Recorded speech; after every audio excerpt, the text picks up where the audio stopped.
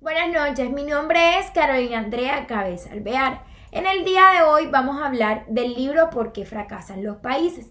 Pero antes de esto voy a hacer un pequeño resumen o más bien a dar unos daticos de sus dos autores, que son James Alan Robinson y Daron Acemoglu. Empezamos con James. James es un politólogo y economista, profesor de la Universidad de Harvard, experto en política y economía latinoamericana y africana. Es considerado como uno de los expertos en este campo. También encontramos al otro autor denominado Daron Acemoglu. Él es un economista turco, profesor de economía del Instituto de Massachusetts. También es considerado uno como de los 10 economistas más citados en Research Paper in Economics. En el año 2011, Daron lanza su libro ¿Por qué fracasan los países?, ya que este es muy influyente en el debate del crecimiento económico. Ahora bien, vamos a encontrar el resumen de este libro y de por qué sus autores lo hacen nombrar así, o más bien de cuáles son las falencias económicas en ciertos países. Bueno, y en el capítulo 1 podemos apreciar cómo los autores nos muestran dos localidades que son de diferentes países, pero estos comparten la misma frontera, pero claramente no la misma suerte. Estos son Nogales, Arizona y Nogales, Sonora. Nogales, Arizona está de la parte norte y Nogales, Sonora está de la parte sur. Nogales, Arizona cuenta con buena salud, buena educación y una excelente participación tanto política como económica.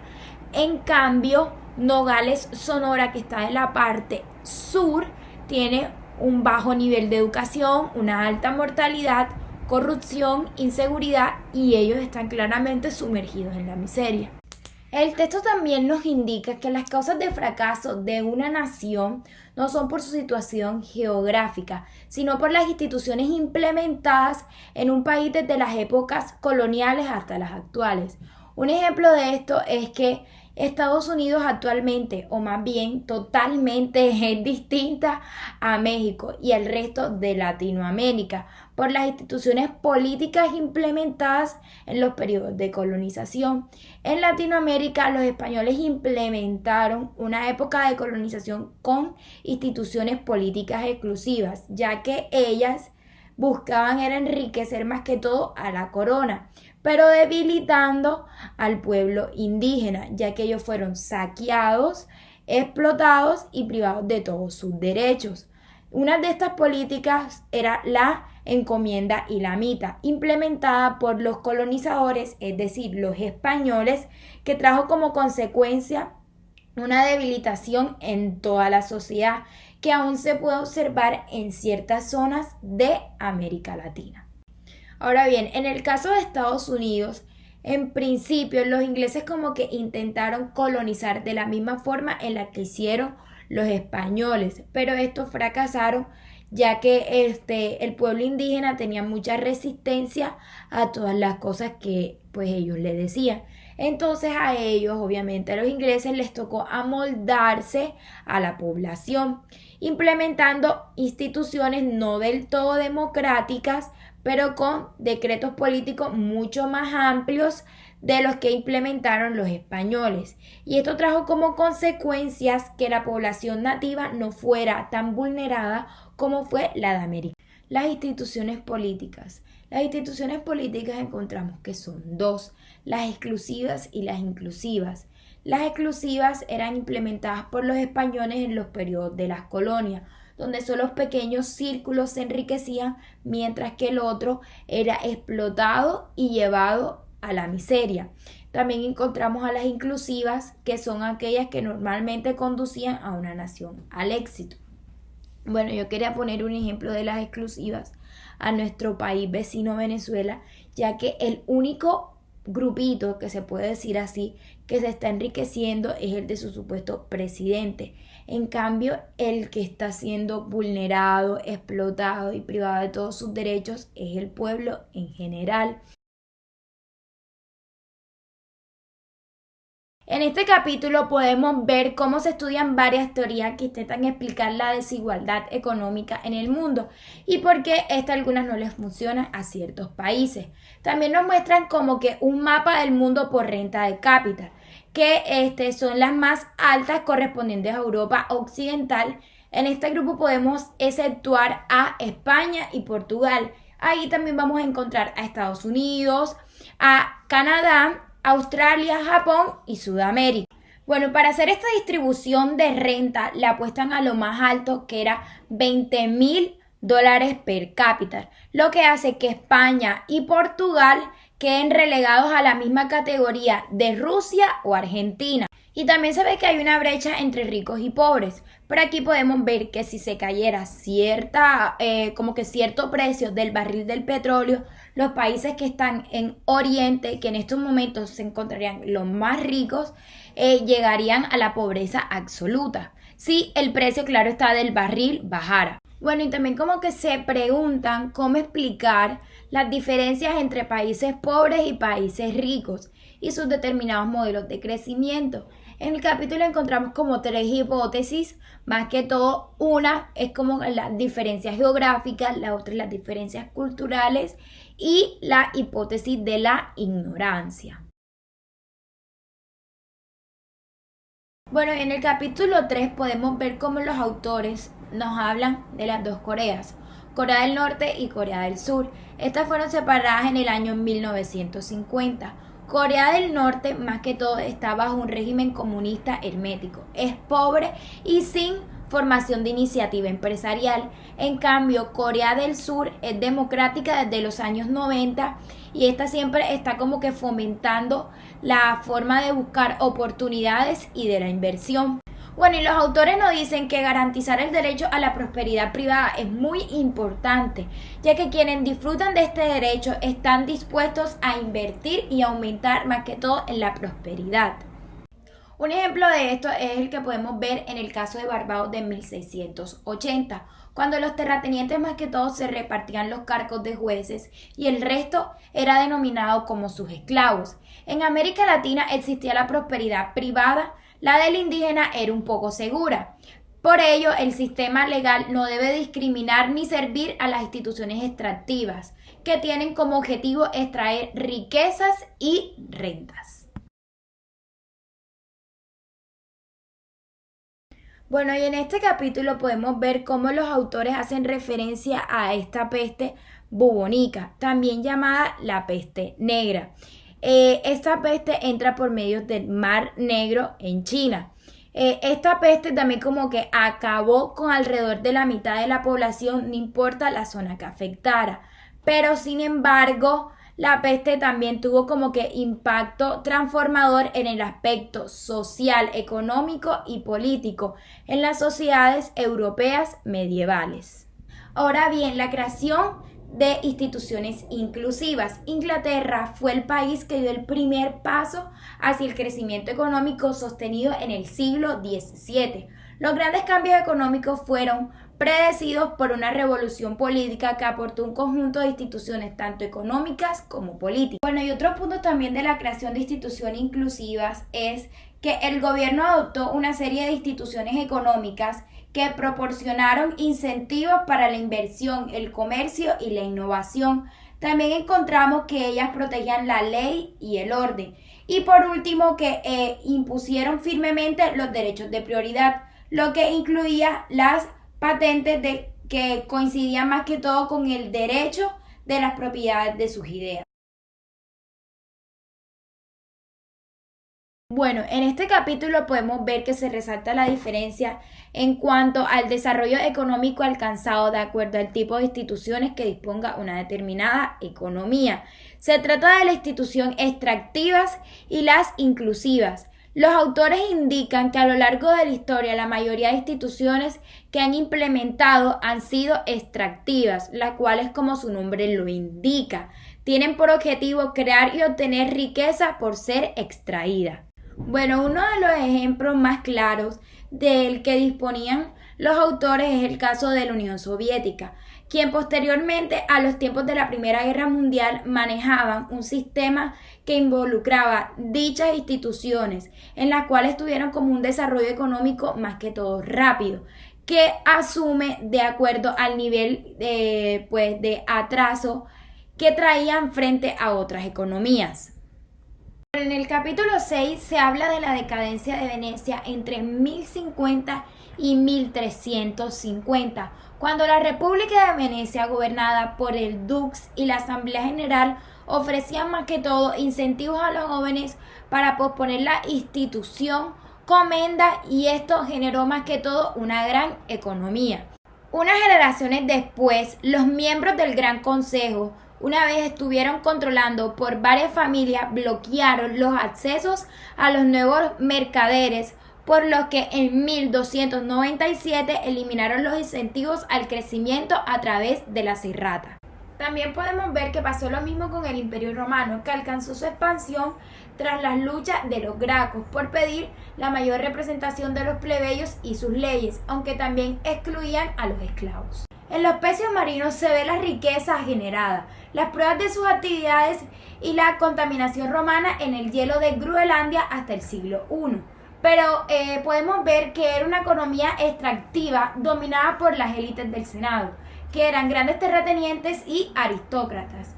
Esto era un sitio más que todo que repartían desigualdad en sus tierras.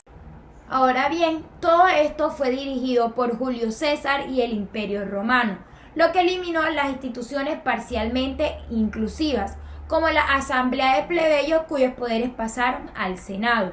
La pelea entre las élites por controlar el poder extractivo conllevó el colapso de Roma para guerras civiles continuas. Bueno, los derechos de prioridad por el ciudadano común fueron menos seguros. Ningún emprendedor quiso instituciones más inclusivas. También podemos ver que aumentó el número de personas a ser ciudadanos, pero con menor derecho que antes, y la tecnología se fue estancando. En la Inglaterra isabelina se rechazaron las innovaciones técnicas como la máquina de tejer o la de leer, para no así arruinar a las hilanderas, porque éstas requerían de un proceso de destrucción creativa que obligarían a sustituir lo viejo por lo nuevo. En este capítulo, más que todo, vamos a examinar la importancia de la firma de la Carta Magna del rey Juan en 1215, para que consultase a varones antes de aumentar los impuestos, y la creación de un consejo de 25 varones para que el rey como que hiciera cumplir todas sus reglas. Aunque esta fuese eliminada, algunos más que todo la consideraban como un paso. En el capítulo 8 podemos ver que se habla sobre distintos países que obstaculizaron el desarrollo, como la prohibición de la imprenta en el Imperio Romano. También el refuerzo de absolutismo en España la ha llevado al declive, pues no había derechos de propiedad seguros, y el colapso económico hace que no hubiese incentivos para invertir. Bueno, y en el caso de Rusia y Austria-Hungría, con Francisco I, los gobernantes más que todo bloquearon activamente cualquier intento de introducir tecnologías. También podemos ver con China en 1500, la dinastía Qing impidió la navegación a distancia junto con los europeos que expandían a América y a Asia. Lo mismo pasó con el absolutismo del presidente Juan de Topía, que tenía inseguridad en los derechos de propiedad porque el emperador arrebataba las tierras cada 2 o 3 años y cuya institución era el servilismo feudal. El caso de Somalia es peor porque ha estado dominada por 6 clanes familiares, estructurados por grupos de pago de dilla, que quiere decir riqueza de sangre, y con obligaciones legisladas por la ley de Heer. El poder político es tan disperso que casi es pluralista, pero carece de autoridad de su Estado centralizado, que imponga orden y garantice prioridad.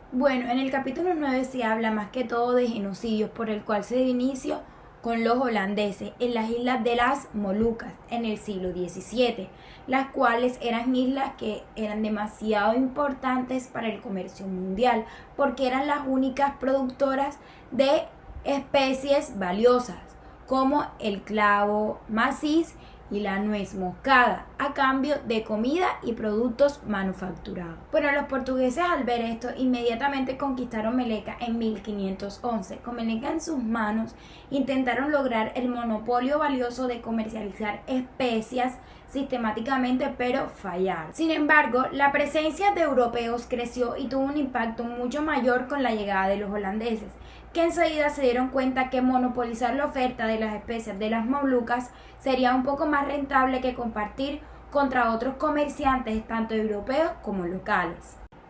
Con la fundación de la campaña holandesa de las Indias Orientales de 1602, los intentos holandeses de hacerse con todo el comercio de especies y eliminar su competencia por las buenas o por las malas cambiaron a mejor para los holandeses y a peor para el sudeste asiático. La Compañía Holandesa de las Indias Orientales fue la segunda sociedad anónima europea, tras la campaña inglesa de las Indias Orientales, que supuso un antes y un después del desarrollo de la corporación moderna, que posteriormente tendría un papel muy crucial en el desarrollo de la industria europea. Estas campañas más que todo se apoderaron de los sistemas de tribus y trabajadores forzados para sacar más rendimiento. Además, estas compañías tenían un programa de empresas de ejércitos y el poder de hacer guerra con este poder militar holandés. También podemos ver que el régimen militar holandés dio origen a eliminar a todos los intrusos potenciales para imponer el tratado del gobernante de Ambon. También podemos ver que estos invadieron el resto de las islas de las Molucas, obligando a sus habitantes más que todo a que no cultivaran ni comercializaran más estas especies en sus territorios. Además, estaban obligándolos a hacer trabajos forzados para los holandeses. Ahora bien, tras la destrucción de su actividad comercial, la zona quedó condenada a la explotación y al subdesarrollo. Incluso los estados que no fueron colonizados por la compañía holandesa de las Islas Orientales se replegaron entre sí mismos y abandonaron el comercio. En África hubo la misma época de tráfico de esclavos. La esclavitud era demasiado alta en la Roma antigua y en África. Durante muchísimo tiempo se constituyó una fuente de esclavos para Europa. Este fue el desarrollo de la plantación de azúcar del Caribe a partir del siglo XVII, lo que condujo a un incremento de tráfico internacional de esclavos, a un crecimiento sin precedentes de la importancia de esclavitud en una propia África. Bueno, y para surtir a los europeos de esclavos hubo una guerra y conflictos entre ellos mismos, entre los propios africanos, e incluso habían leyes para castigar con esclavitud a cualquier nimiedad, cualquier pequeñez. El tráfico de esclavos dio como inicio a dos procesos políticos adversos. Bueno, primero de muchos estados inicialmente se hicieron más absolutistas, organizados por un objetivo, que era vender esclavos. El segundo, como consecuencia, claro está, del primer proceso, en oposición a este, la guerra y la esclavitud finalmente destruyeron cualquier orden y autoridad estatal legítima que hubiera existido en África. Desde que se utiliza el tráfico de esclavos, todos los castigos se han cambiado por la esclavitud, por lo que era de gran ventaja que estas condenas era más fácil para conseguir el beneficio de vender al delincuente como esclavo. No solamente el asesinato o el robo eran castigados, sino que cualquier caso, sin importar, recibiese el mismo castigo, que era venderlo como un esclavo. Bueno, y a finales del siglo XVIII se creó un fuerte movimiento para darle fin a este tráfico de esclavos. Tras varios intentos fallidos, en 1807, los albonistas convencieron al Parlamento para que aprobara un proyecto de la ley que declarara ilegal el tráfico de esclavos. Esto más que todo como que redujo un poco la demanda de esclavos, pero no desapareció de un todo, ya que se había creado un instituto africano alrededor de la esclavitud. Aunque los británicos hubieran puesto un fin a este tráfico, esta organización se mantenía. Además, la esclavitud se había extendido mucho hacia el interior de África. Estos factores más que todo finalmente marcarían el camino del desarrollo en el continente, no solamente en 1807, sino también después. Dado que la esclavitud se estaba terminando, el pueblo africano no sabía qué hacer, ya que ellos trabajaban como esclavos, por lo que llevó el comercio legítimo. La sociedad africana se había aprovechado de las oportunidades económicas por el tráfico de esclavos, haciendo así lo mismo con el comercio legítimo. Sin embargo, lo hacían con un contexto peculiar en el cual la esclavitud era una forma de vida, pero la demanda de esclavos se había agotado. Bueno, también se hacían una pregunta que era ¿qué iban a hacer todos aquellos esclavos si ya no podían ser vendidos a los europeos? Pues claro está, estos se podían poner a trabajar de manera rentable bajo coacción en África, produciendo los nuevos productos del comercio legítimo. Por lo tanto, la terminación del tráfico de esclavos, en lugar de hacer que la esclavitud africana se debilitara, conllevó a una reorganización de los esclavos, los cuales se actualizaban en África en lugar de América. A pesar de que la esclavitud había dejado de ser combatida y abolida en la mayor parte de África, la esclavitud continuó hasta principios del siglo XX. Luego, en Sudamérica, se creó la economía dual, que fue realizada por élites blancas sudafricanas para producir una mano de obra barata y reducir la competencia de los africanos negros. Sin embargo, la economía dual fue creada por el colonialismo europeo. Los africanos eran pobres y tecnológicamente atrasados y sin estudios. Pero esa situación es el resultado de una política gubernamental que había eliminado por las fuerzas el desarrollo económico y africano y creó una mano de obra africana barata y sin formación para ser empleada de minas y tierras controladas por europeos. De esta forma se abarató el precio de la mano de obra, en donde todos los caos llegaron al mismo patrón de saqueo mediante instituciones extractivas. Los autores dicen que el desarrollo económico se dio a través de la alimentación del subdesarrollo de los demás. En el capítulo 10 podemos ver cómo se habla de la colonización de Australia por colones que eran presidiarios que lograron derechos políticos. En la Revolución Francesa, la introducción de instituciones inclusivas no fue tan pacífica, pero por su exportación permitió crecer económicamente a países como Bélgica y Holanda. Bueno, y en Japón instituyeron la Revolución Meiji del occidente del país y lo sacaron del absolutismo y el feudalismo del shogun. Bueno, los autores dicen que las raíces de la desigualdad social hay que buscarlas en los últimos siglos, cuando algunos países adaptaron más que todo las instituciones inclusivas y se sumaron a la industrialización mediante una destrucción creativa, mientras que otros quedaron estancados como régimen absolutos y monopolios comerciales. Bueno, y ahora vamos a hablar del capítulo número 11 denominado El Círculo Vicioso. Este se trata más que todo de la igualdad de todos ante la ley, lo que tiene que aplicarse también a las élites gobernantes. También se liga el imperio de la ley a las instituciones políticas pluralistas, tomando como la esencia del imperio de la ley el que haya límites a los gobernantes. Bueno, en el capítulo 11 encontramos el caso Argentina, en contraste a la relación de la Argentina moderna con la continuación de las instituciones extractivas coloniales, y lo ilustran con las sucesivas instrucciones del poder político en la justicia, donde se ha buscado desde 1946 a la fecha someter a la Corte Suprema de Justicia a los dictadores del poder político de turno. También encontramos los gobiernos democráticamente elegidos del peronismo. No enfrentarán límites legales para remover a aplicar la Corte Suprema de Justicia cuando intente interrumpir todas sus políticas. Bueno, y más que todo, ¿cómo funciona ese círculo vicioso? El círculo vicioso surge no solamente por la lógica intermedia del pluralismo y del Estado de Derecho, sino también porque las instituciones políticas inclusivas tienden a apoyar las instituciones económicas inclusivas. De esta forma se tiene también a una distribución más igualitaria de la renta, lo que le confiere poder a un segmento más amplio de la sociedad y hace que las reglas del juego político sean más equivalentes. El círculo vicioso crea una tendencia por la que las instituciones inclusivas persisten, pero no es inevitable ni irresistible. Una vez instauradas las instituciones políticas y económicas inclusivas tienden a crear un círculo virtuoso.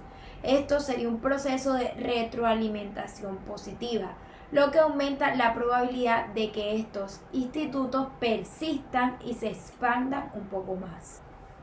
Bueno, y el círculo virtuoso funciona a través de varios mecanismos. Primero que todo está que la lógica de los institutos políticos pluralistas hace que la usurpación del poder parta de un dictador. La segunda forma o mecanismo es como que hemos visto a varias veces que estas instituciones políticas exclusivas apoyan y son apoyadas por institutos económicos inclusivos.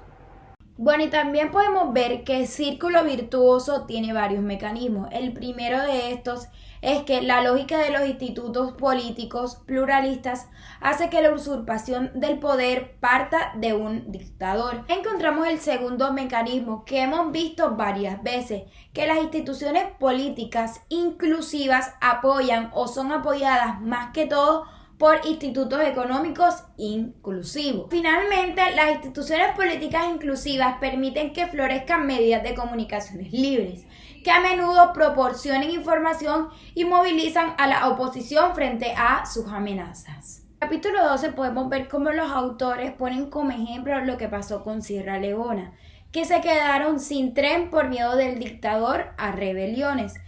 Bueno, y también podemos ver que lo mismo pasó en los Estados Unidos en el sur. Ya que aquí predominó más que todo la marginación de la esclavitud en un siglo después de ser abolida. Eso ocurrió porque las élites continuaron a salvo tras la guerra. También podemos ver que esto pasó en Guatemala, donde los terratenientes más que todo obligaron a hacer trabajo forzado para así explotar la plantación del café. Y estos ejemplos más que todo Michael los denominó la ley de hierro de la jerarquía.